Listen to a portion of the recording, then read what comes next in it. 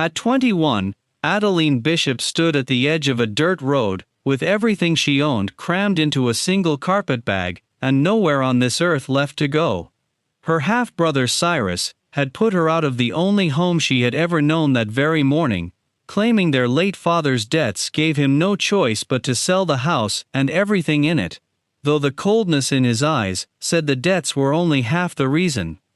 In her pocket she carried $11.40, the whole of her inheritance after Cyrus had finished dividing what he called fair. At her heel walked a rust-colored dog named Ember, the only creature left who still looked at her like she mattered. 3 days later, half-starved for a decision that felt like her own, Adeline spent $35 she did not have on a padlocked, forgotten heap of brick and rust called the Whitcomb Candleworks, sold at auction because no one else in Cedar Hollow, Kansas would touch it. Folks called it a fool's purchase, a haunted ruin nobody wanted. They did not know that sealed somewhere inside its cold walls was a secret that would not only change the course of Adeline's life, but would set right a wrong that had been quietly poisoning her town for 15 years. Settle in, and let us tell you the story of Adeline Bishop and her faithful dog Ember. If this story of quiet courage and loyal companionship stirs something in you, tell us in the comments where you are watching from tonight, and stay with us until the very end. Adeline had been raised in the smell of tallow and beeswax, in the low gold light of a candle shop on Cedar Hollow's Main Street, where her father Thomas Bishop had spent 30 years teaching her that a good candle was an honest thing, a small fire a person could trust to burn exactly as long as it promised. Her mother had died when Adeline was 6, of a fever that swept through the county in a single terrible August, and after that it had been just the two of them, father and daughter, in the back rooms above the shop where the air always smelled faintly of melted wax and cedar shavings. Thomas Bishop was not a man given to soft words, but he showed his love the way frontier men often did. In the patient, unhurried way he taught her everything he knew. He taught her to render tallow slow and low so it would not scorch, to twist a wick tight enough to hold a flame steady through a Kansas wind, to pour a mold so the candle released clean instead of cracking. He taught her that the coloring of a candle mattered less than the quality of its burn, that people paid for reliability, not decoration, and that a chandler who cut corners in the dark, where no customer could see, was a chandler who had already failed. She grew up believing that value was often hidden, that the worth of a thing was not always visible on its surface, and this belief would matter more than she could have known. The shop itself was a narrow, warm-smelling place, its shelves lined with candles of every size, tapers for the church, thick sturdy pillars for the farmhouses out past the county line, delicate beeswax rounds for the well-to-do families who lived along Elm Street and liked their parlors to smell of honey rather than tallow. Adeline learned the whole trade the way a child learns a language. Not in lessons so much as in the air she breathed. And by the time she was 12 she could tell, simply by the color of the melted wax, and the particular sound it made against the side of the pot, whether a batch had been rendered correctly, or would need to be started over. Her father would let her stand on an overturned crate to reach the pouring table, correcting her grip on the ladle with 2 fingers rather than words, and on the evenings, when a full day's work had gone well, he would let her light the very first candle from each new batch herself, a small ceremony that felt, to a girl who had lost her mother young, like being handed something steady to hold onto in a world that had already shown her how quickly it could take things away. When Adeline was 16, her father remarried, a quiet widow named Ruth who came with a son a year older than Adeline, a narrow watchful boy named Cyrus, who had a talent for making himself agreeable to adults and cool to everyone else the moment their backs were turned. Ruth was kind enough in her own reserved way, but she died only 4 years into the marriage, leaving Thomas Bishop a widower twice over, and Cyrus a stepson with no blood claim to anything but a growing certainty that he deserved one anyway. It was in that same year, the year Ruth died, that a half-grown pup wandered into the alley behind the candle shop, ribs showing, one ear torn, the color of a coal that had not quite gone out. Adeline fed him scraps of tallow-fat bacon rind for a week before he would come close enough to touch, and when he finally let her rest a hand on his head, he leaned his whole thin body into her palm, as though he had been waiting his entire short life for someone to claim him. She named him Ember, for the way his coat caught the light of the shop's lanterns, a deep glowing red-brown that never quite looked like an ordinary dog's coat. From that day, the two of them were inseparable. He slept at the foot of her narrow bed,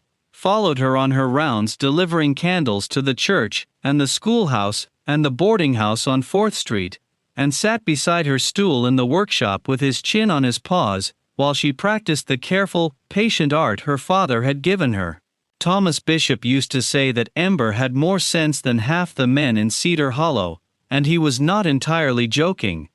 The dog had a way of watching a person, head tilted, that made folks feel measured and occasionally found wanting, though he never showed a single tooth in anger toward anyone unless they raised a hand to Adeline, which, in those years, no one ever dared to do. Cyrus, for his part, never took to candle-making, nor to Ember, nor particularly to Adeline. He drifted through his stepfather's shop, like a boarder waiting for something better, working just enough to avoid comment, and spending increasing amounts of time at the bank on the corner of Main and 3rd, where a man named Elias Grant had taken a curious liking to him. Grant was the most respected man in Cedar Hollow, a banker with a silver watch chain and a reputation for civic generosity, forever donating toward a new schoolhouse roof or a Christmas basket for the poor, and forever spoken of in tones of gratitude by people who did not know, because no one alive was meant to know, exactly how he had built the fortune that made such generosity possible. Adeline paid Cyrus and his new friendship little mind in those years. She had her father, her craft, and her dog, and she believed, the way the young often do, that steady work and a good heart were their own kind of insurance against the world. That insurance failed her the winter she turned 21, when a lung fever that had been going around the county settled into her father's chest and would not leave. Thomas Bishop had always been strong as a plow horse, and it did not occur to Adeline, even as she sat up 3 nights running spooning broth between his lips, that a man like him could simply stop. But he did, quietly, in the gray hour before dawn on a Tuesday in February, with Adeline's hand in his, and Ember pressed so close against the sickbed that the dog had to be gently moved before the undertaker could do his work. Adeline's grief was a plain, unglamorous thing, the kind that shows itself in forgetting to eat and staring too long at a cold hearth, and she had barely begun to feel the shape of her loss before Cyrus came to her with a paper. It was, he said, their father's will, filed properly at the county courthouse, and it left the shop, the house, the tools, and every dollar of savings to him, as the only son, with a small stipend for Adeline that he characterized, without any apparent shame, as more than generous given the circumstances. Adeline had never seen this will before, had never heard her father speak of such an arrangement,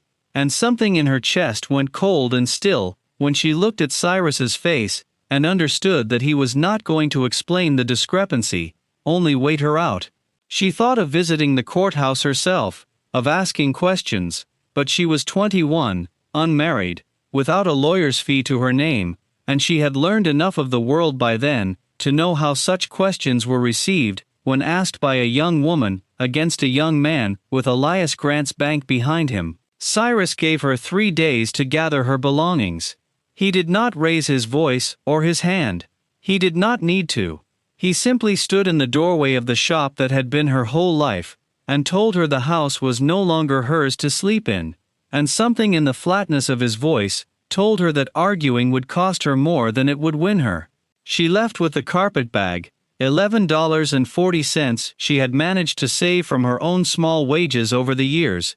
a few of her father's tools that Cyrus had not thought to miss, and Ember, who walked so close against her leg on the road out of town that she nearly tripped over him twice, as though he meant to hold her upright by sheer proximity. She spent that first night in a hayloft on the edge of town, and the second in a church pew. And by the third day she understood, with the particular clarity that comes only from real hunger, that she needed either work or shelter, and probably both, before her small store of money ran out entirely. It was in that condition, tired and proud, and frightened in equal measure, that she wandered past the old fairground on the north edge of Cedar Hollow, and saw a hand-lettered auction notice, nailed to a fence post, advertising the sale, that very afternoon, of the abandoned Whitcomb Candle Works. She had known the place her whole life, the way children know a story rather than a fact. A great brick building a half-mile past the mill, its windows dark for as long as she could remember, its name spoken by the older folks of Cedar Hollow with a particular lowering of the voice. 15 years before, it had been the largest candle works in 3 counties, employing nearly 40 men and women under its owner, a quiet, exacting man named Josiah Whitcomb, who had promised his workers a share of the factory's profits at the end of every good year, a practice unheard of in that part of Kansas and much resented by other business owners in town. Then, in the space of a single terrible autumn, the story went, Whitcomb had been discovered to have emptied the very profit fund he had promised his workers, along with a good portion of the factory's operating capital, and had vanished from Cedar Hollow in the night, leaving the doors locked and the workers unpaid, and the whole town feeling the particular, lasting shame of having trusted a thief. The factory had stood sealed and silent ever since, its machinery rusting, its reputation calcifying into something between a ghost story and a warning, until the county finally moved to auction the property for the unpaid taxes owed against it. There were perhaps a dozen people gathered at the auction when Adeline arrived, and most of them had come to watch rather than to bid, since no one in Cedar Hollow wanted the trouble of a cursed candle works with a thief's name still attached to it. The auctioneer, a tired man eager to be done with a property nobody wanted, opened the bidding at $30, and very nearly closed it there for lack of interest. Adeline stood at the back of the small crowd with Ember pressed against her skirts, and did the arithmetic of a person with almost nothing left to lose. $35 would leave her with $6.40 in the world, no roof, and a building the whole town believed was haunted by a thief's guilty conscience. It would also leave her with 4 walls, a chimney, and enough floor space to set up a chandlery of her own, away from Cyrus, and the shop that had once been her father's, and something in her, some stubborn ember of her own, decided that a fool's purchase was still a purchase, and a purchase was still a beginning. She raised her hand and said $35, before she had entirely finished thinking it through, and the auctioneer, startled and relieved in equal measure, brought his gavel down before anyone could bid against a woman that half the crowd was already whispering about with pity. The keys, when she was handed them, were heavier and colder than she expected, and the walk out to the factory that same evening, with Ember trotting ahead of her down the overgrown lane as though he already knew the way, felt less like triumph than like stepping across the threshold of a story she did not yet understand. The building rose up out of the long autumn grass, the way old buildings do, at once smaller and larger than memory suggests. Its brick faded to a dull rose color, its high windows fogged with 15 years of dust. A chain and padlock rusted nearly solid across the main doors. It took her the better part of an hour with a borrowed file to work the padlock loose, and when the door finally groaned open, the smell that rolled out to meet her was not the smell of decay she had braced for, but something stranger, cold wax and old smoke, and beneath it, something faintly sweet, that she could not name. Ember did not wait for an invitation. He slipped past her ankles into the dark the moment the gap was wide enough, and Adeline heard his claws clicking away across what must have been the main workroom floor before she had even found her lantern matches. She called his name twice, her voice small and strange in the vast empty room, and when she finally got the lantern lit and followed the sound of him, she found him not chasing rats or exploring idly, but standing dead still at the far end of the building, in what had clearly once been the drying room, where finished candles were racked to cure, his nose pressed hard against a section of wall that looked, to her tired eyes in the lantern light, exactly like every other section of wall around it. He would not be called away from it. She tried twice, and both times he glanced back at her, with an expression she had come to know well over 5 years of living alongside him, an expression that said, as plainly as a dog can say anything, that he had found something, and did not intend to abandon it, simply because she was tired, and it was dark. When she finally crossed the room and knelt beside him, running her palm over the boards where his nose had worn a small patch of dust away, she noticed what she would not have noticed on any ordinary night. That the wall there was built of a slightly different lumber than the walls around it, the grain running the wrong direction, the nail heads a fraction too new for a building 15 years abandoned. She did not open it that first night. She was too tired, and too aware that a woman alone in an empty building after dark, however legally hers, was wise to wait for daylight, before prying into walls that a whole town believed were haunted. She banked a small fire in the old iron stove that still stood, miraculously sound, in the corner of the workroom, spread her one blanket on the driest patch of floor she could find, and slept with Ember curled against her side, and one hand resting on his ribs, the two of them breathing in the same slow rhythm, while the factory ticked and settled around them like something old and enormous finally allowed to rest. In the gray light of the following morning, with a crowbar borrowed in spirit from her father's memory, and a courage that felt only slightly larger than her fear, Adeline pried the false section of wall away board by board, and Ember stood so close behind her that she had to nudge him back twice with her hip to keep from stepping on him. Behind the boards was not, as she had half feared, a body or a grave, but a narrow room, no bigger than a pantry, built with the same care and precision her father had always praised in honest craftsmanship, and inside it, resting on a shelf at eye height, a heavy iron strongbox, and beside it, wrapped in oilcloth gone brittle with age, a thick bundle of ledgers. The strongbox was locked, but the ledgers were not, and Adeline sat on the drying room floor with Ember's head heavy in her lap, and read by lantern light, until the sun came up fully outside the fogged windows. What she found there was not a thief's confession, but something closer to its opposite.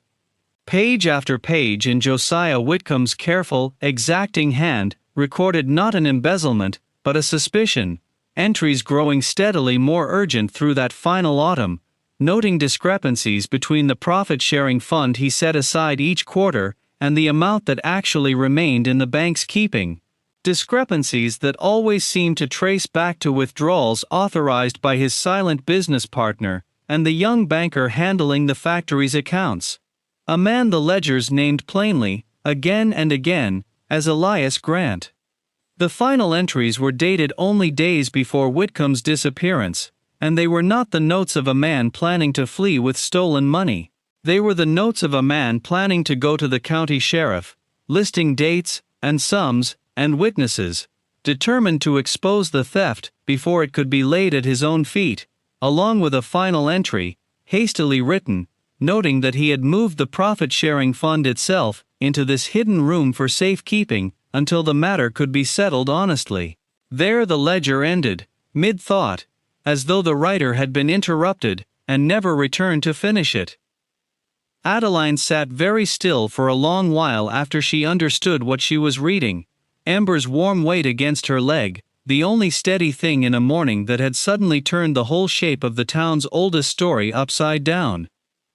Josiah Whitcomb had not been a thief. He had been a man who discovered a thief and vanished, whether by flight or by worse, before he could tell anyone the truth. And the town had spent 15 years quietly despising an innocent man, while the man who had actually stolen from his own workers built a bank, a reputation, and a comfortable friendship with her own stepbrother on the strength of that silence.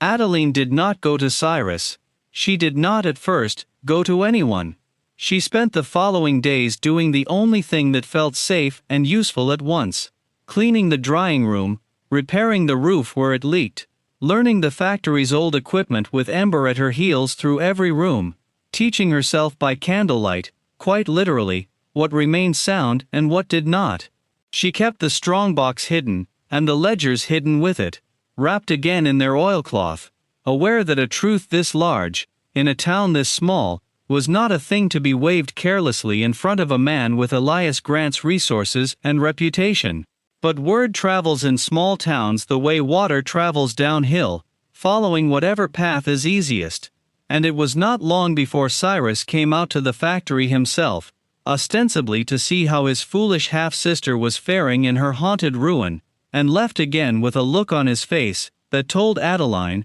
with a cold drop in her stomach, that he had noticed the drying room floor swept unusually clean, and the section of wall unusually straight, and had drawn conclusions of his own. Within the week, Elias Grant himself came calling, driving out to the factory in a fine black buggy that looked entirely out of place on the overgrown lane, dressed as though for church though it was a Wednesday, his manner warm and avuncular in a way that made the hair rise on the back of Adeline's neck before he had said 10 words. He admired the old building's bones, praised her courage in taking on such a project, and offered, with the easy generosity of a man accustomed to being thanked for his generosity, to buy the property from her outright at a price nearly 10 times what she had paid for it, more money than she had ever imagined holding at once. Ember, who had greeted every visitor to the factory with cautious but civil interest in the weeks since, did not move from his place at Adeline's side during this entire conversation,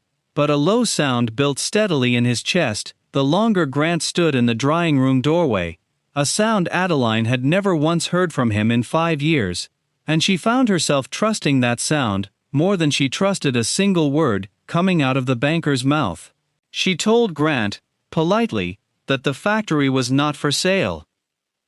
His smile did not falter, but something behind his eyes went flat and calculating, in a way that confirmed, more than any ledger could have, exactly what kind of man she was dealing with. In the weeks that followed, the trouble began in the ordinary, deniable ways that trouble arrives in small towns when someone with money wants something. The bank, citing an old lien on the property that no one had mentioned at auction, sent notice that Adeline owed back taxes far beyond what she had paid, with a deadline that would strip the factory from her if she could not produce the sum.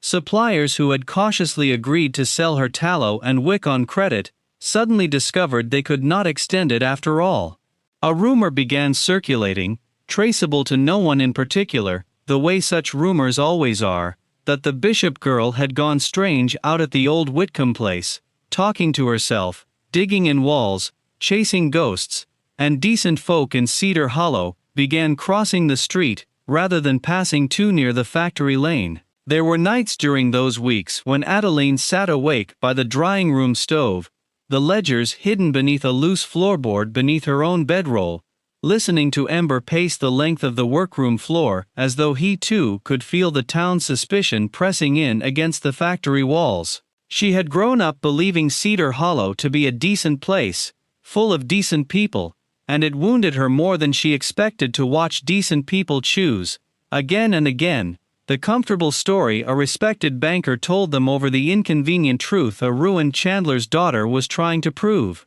She kept working through it regardless, mending the roof, oiling the old presses back into motion, teaching herself the factory's larger equipment by trial and careful patience, because idle hands left too much room for fear. And fear, she had learned watching her father work through his own hardest years, was best kept at a respectful distance by the simple discipline of useful labor.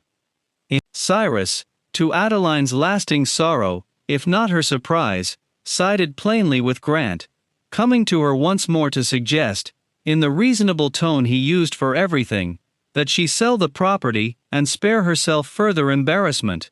an offer she understood, even as he made it to be less brotherly concern than an errand run on Grant's behalf. Through all of it, Ember remained her steadiest counsel, refusing to let her walk the factory lane alone even in daylight, positioning himself at the foot of the stairs whenever a stranger's wagon rattled up the drive, and once, when a man Adeline did not recognize was found lurking near the drying-room window after dark, clearly sent to see what she had found, driving him off the property with a fury she had never before seen in her gentle dog, though even then he drew no blood, only noise and teeth, and an unmistakable insistence that this ground was hers, and he would not permit it violated.